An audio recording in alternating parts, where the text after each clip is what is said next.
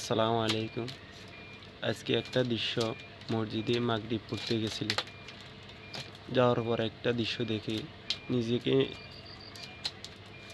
খুবই মনে করেন খারাপ মনে লাগছে। পাখাটার কারণ হচ্ছে যে আমরা অনেকেই সুস্থ থাকা অবস্থা আমরা নামাজ পড়ি না। দূর সম্পর্কে আত্মীয় স্বজন, কিন্তু একই পাশে সে আমার পাশে একসাথে নামাজ পড়ছে। তার অবস্থাটা দেখি সে মানে নামাজ অসুস্থ,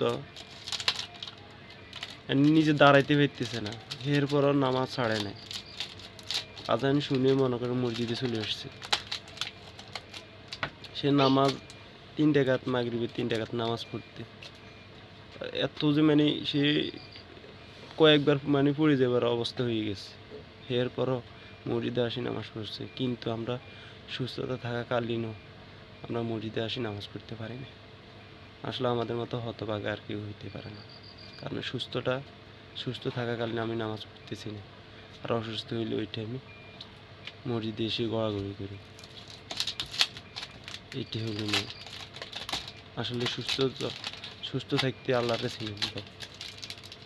আমার জন্য দোয়া করবেন, আমি যেন আল্লাহরে চিনতে পারি, সঠিকভাবে নামাজগুলো যেন আদায় করতে পারি। এই জন্য সবাই দোয়া করবে। ইনশাআল্লাহ সবাই ভালো থাকবে, সুস্থ থাকবে। আসসালামু আলাইকুম।